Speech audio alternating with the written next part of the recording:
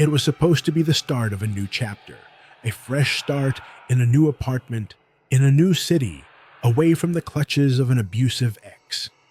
After the bruises, the gaslighting, and the threats, I thought I was free.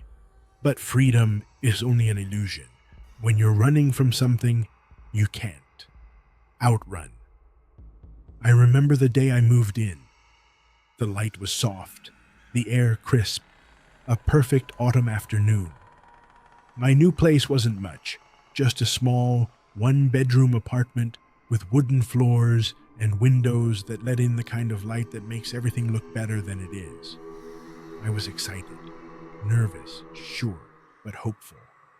It felt like the beginning of something, like I could finally breathe again after 2 years of suffocating in a relationship that was supposed to be everything, but ended up destroying me.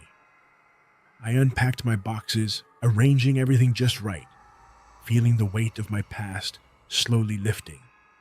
I told myself, over and over, that I was free, that I could finally be myself.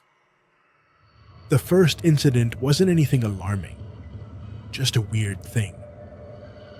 I walked into my kitchen one evening and noticed the dish towel on the counter was folded in a way I hadn't left it. It didn't make sense. I hadn't seen anyone since I moved in. But I brushed it off. Maybe I'd done it myself and forgotten. I'd been a little disoriented after the move.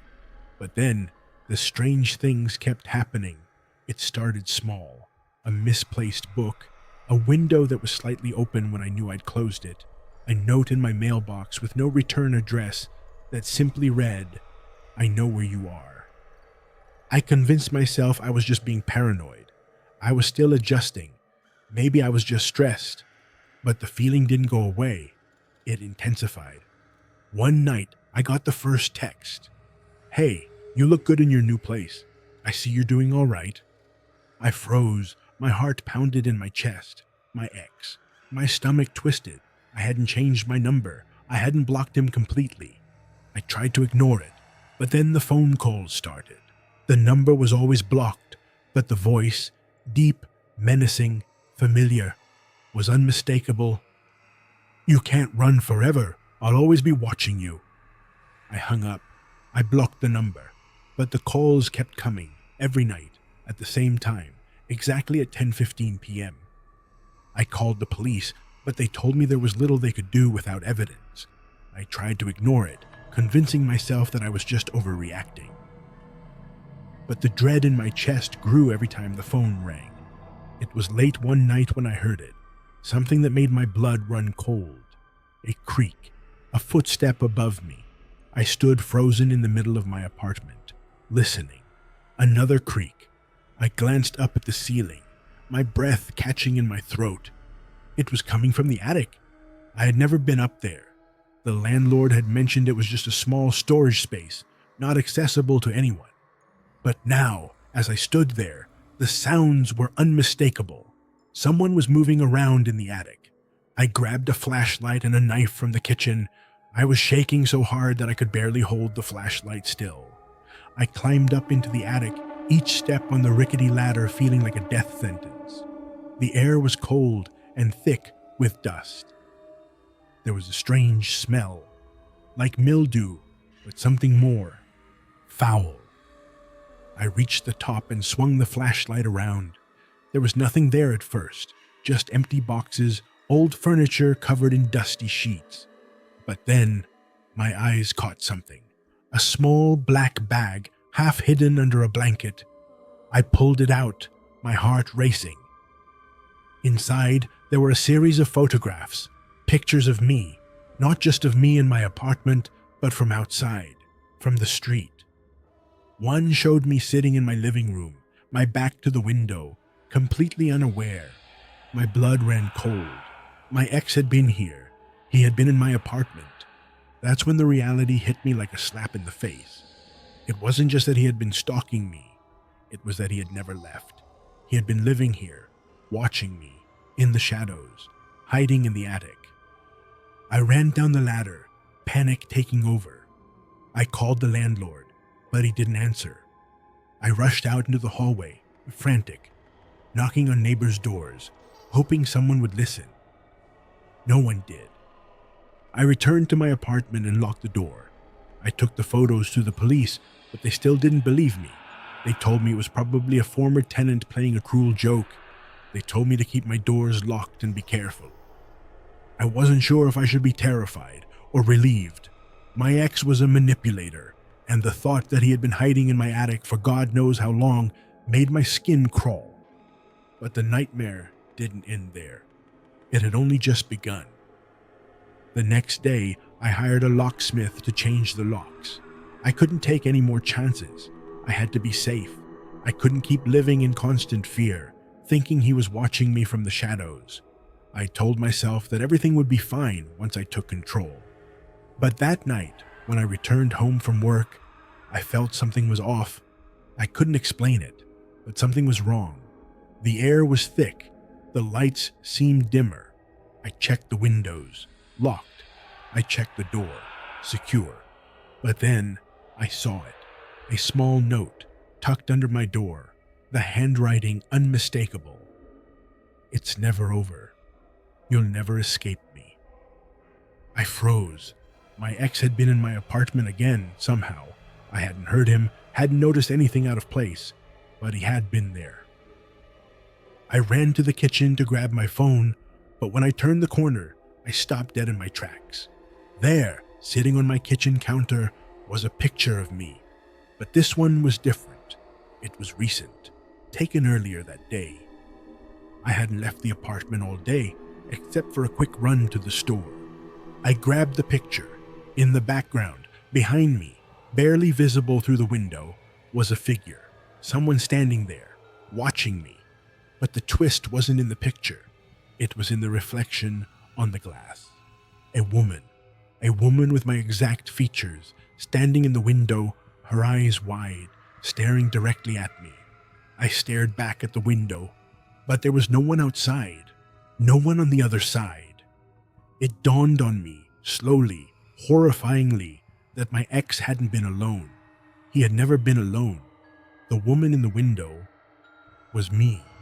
It wasn't just that my ex had been stalking me.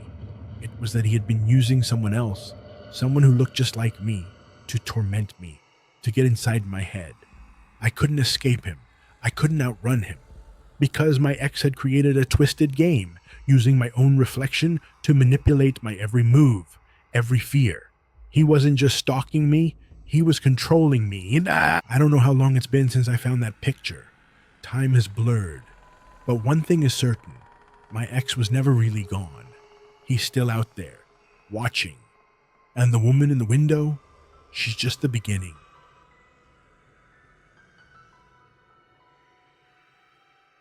It's said that when you leave someone behind, you're meant to start over, start fresh. I thought I had done that. I thought I had escaped. I was wrong. I had been running, not just physically, but mentally, emotionally, and spiritually. And in the end, no matter how far I went, I couldn't outrun what he had become. This is the story of how my ex-boyfriend turned from the man I loved into the man I feared most. A man who didn't just stalk me, but followed me across state lines, each time getting closer, lurking in the shadows until it was too late. It started innocently enough. We met in college. He was charming, funny, sweet, the kind of guy you'd introduce to your parents. But over time, his charm began to fade, and the man I thought I knew began to show his true colors. I'll spare you the details, but things started to get darker.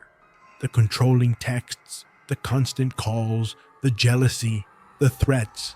I thought I was in love. I didn't know how to get out. I was trapped. But one day, I woke up and decided I couldn't live like that anymore.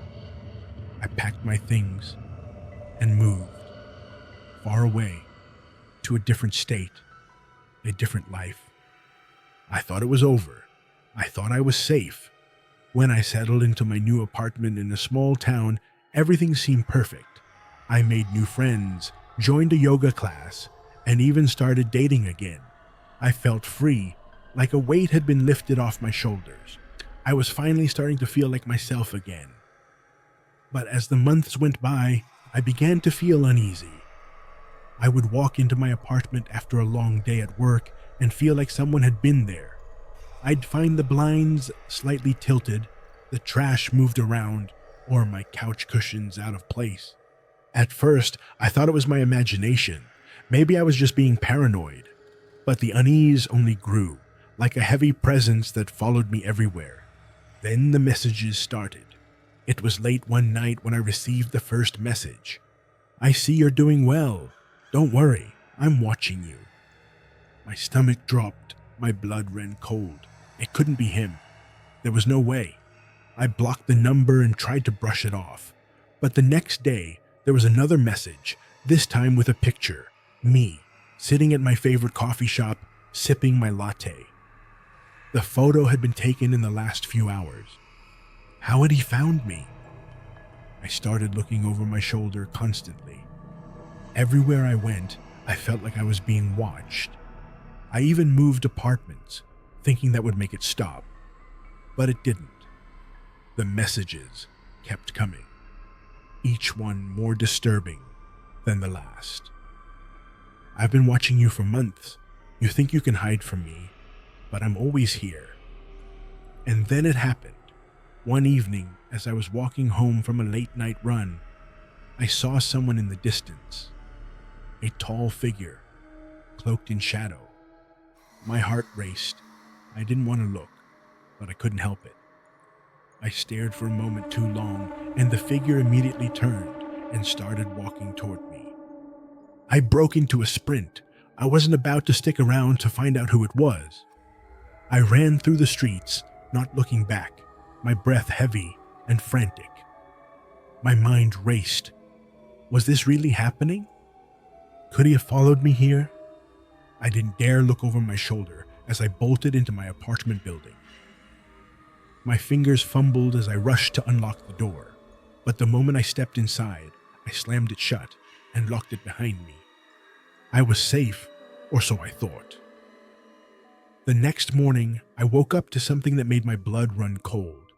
There, in the hallway under my door, was a small envelope. I picked it up, my hands trembling. Inside, there was a single piece of paper, folded neatly. As I opened it, I found a picture of myself, taken just moments before I had entered my apartment the night before. The message read, "You can't hide from me. I'll find you wherever you go." I froze, panic flooding my chest. My ex had found me. Somehow he had found me again. I didn't know what to do. I couldn't go to the police again. They hadn't helped me before. This was different. This was beyond just stalking. It was something far worse. Desperate, I decided to do the one thing I thought would make me safe. I moved again. This time, I left the small town behind and moved across the country. I started over completely. No forwarding address, no way for him to trace me. At least, that's what I thought. I found a new place in a city, far from everything. The fresh start I needed. But I couldn't shake the feeling that something wasn't right. I was constantly looking over my shoulder, checking the locks, ensuring the windows were closed tight. And then, one day, it happened again. I was at my new job, at a coffee shop downtown, when I saw someone. A man sitting alone at a corner table, staring at me. My heart skipped a beat. He looked familiar, but I couldn't place him. There was something about the way he stared, something predatory.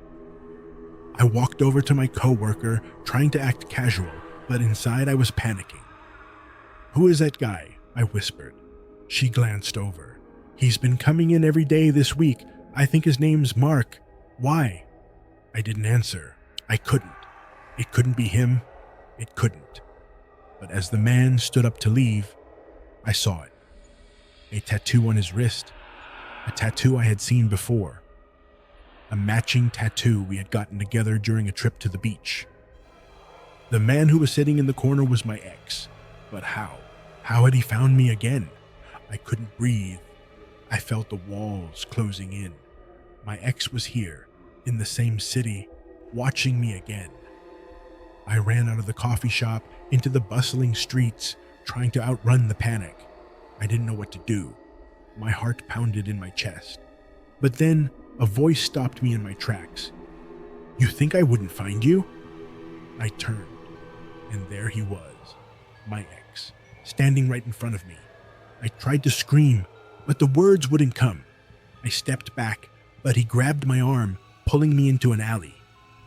His eyes were cold, devoid of the man I once loved.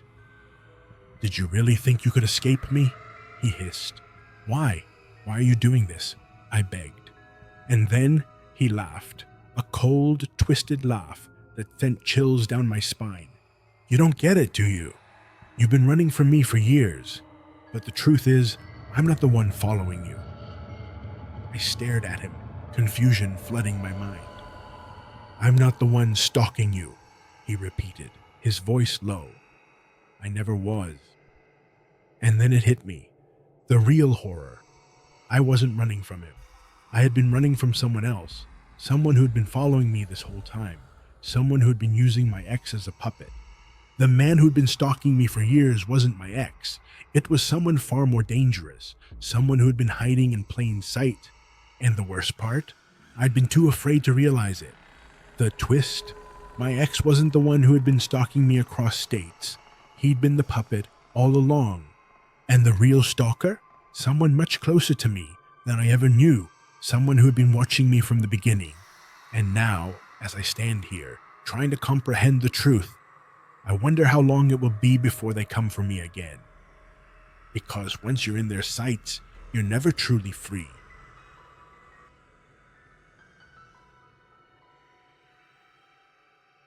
It's said that the people we love can become the people we fear the most. I never imagined that the man I once trusted with my heart would be the one to tear my life apart. But that's what happened.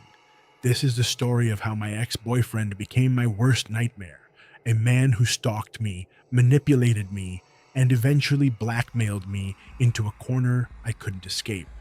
And no matter how far I ran, I couldn't get away. I met Jake when I was in college.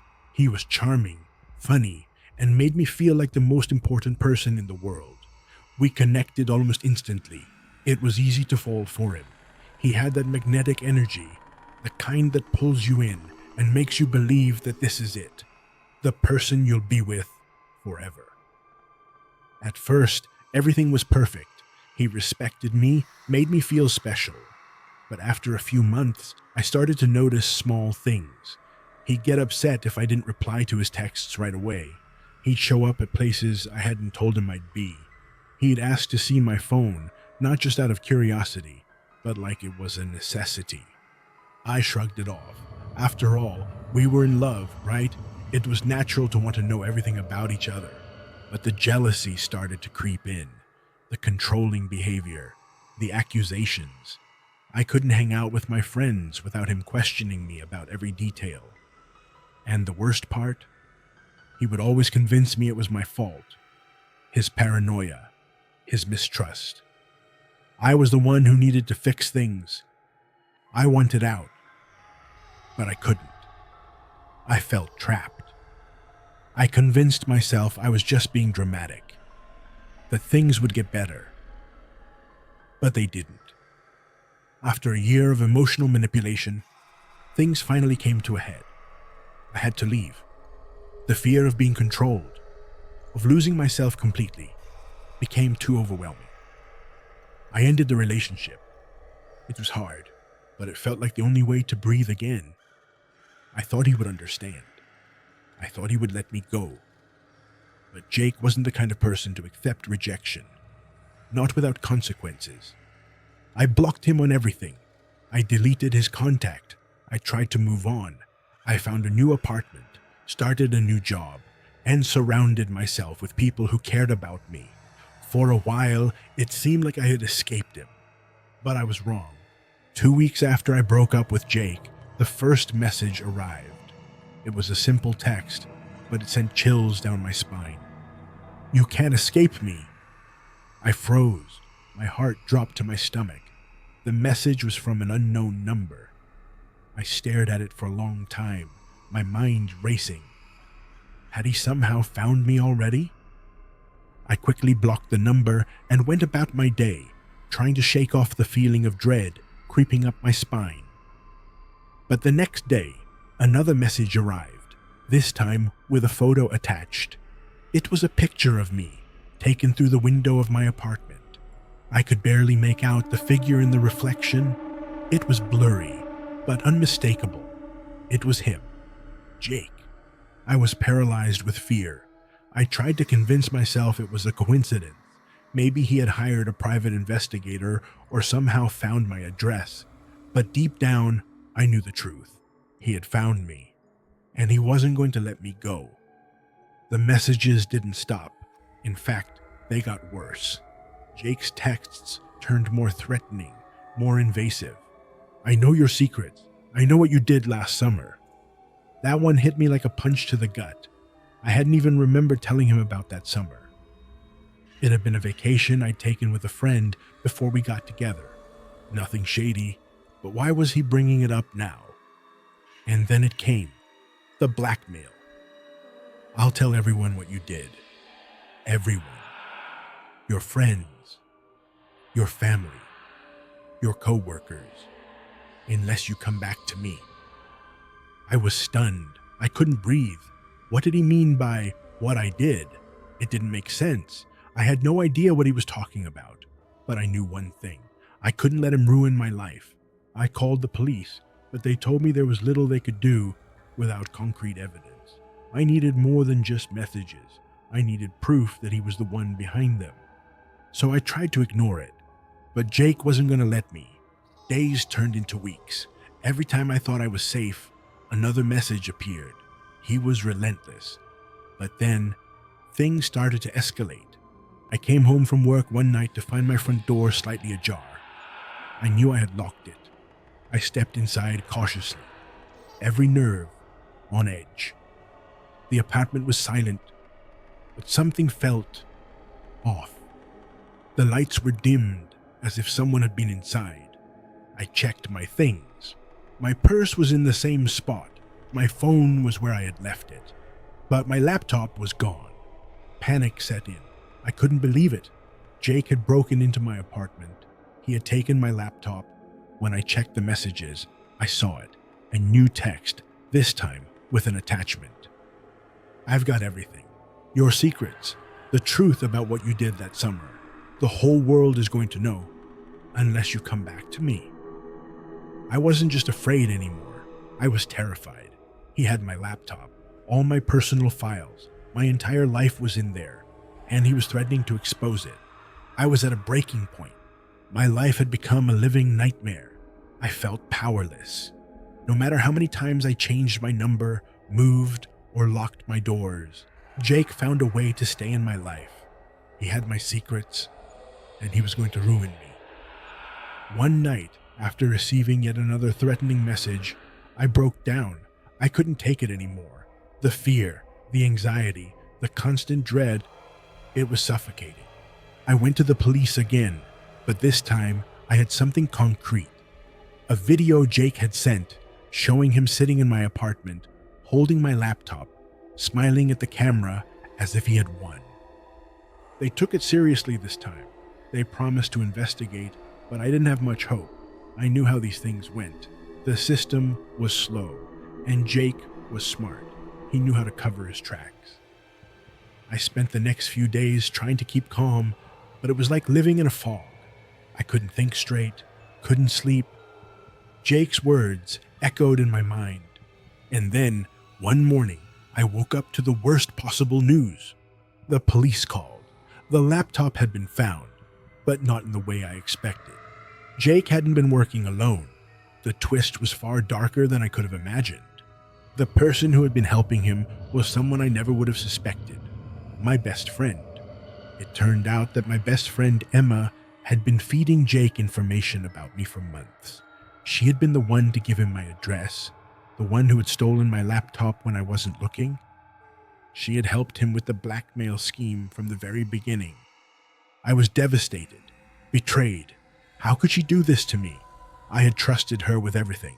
She was supposed to be my confidant, my protector, and yet she had been part of the plan all along. Jake had manipulated her too. He had convinced her that I wasn't good enough for her, that I didn't appreciate her, and that the only way she could get back at me was to help him ruin my life.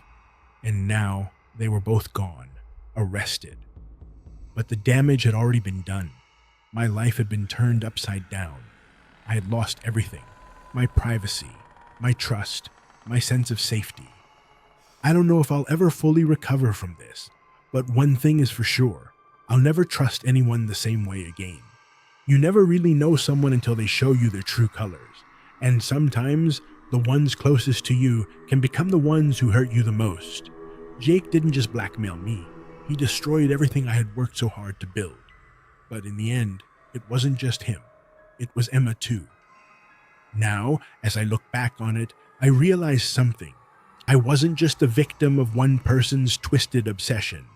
I was the victim of betrayal, of manipulation, of a web of lies spun by people I trusted. And that's the scariest part of all.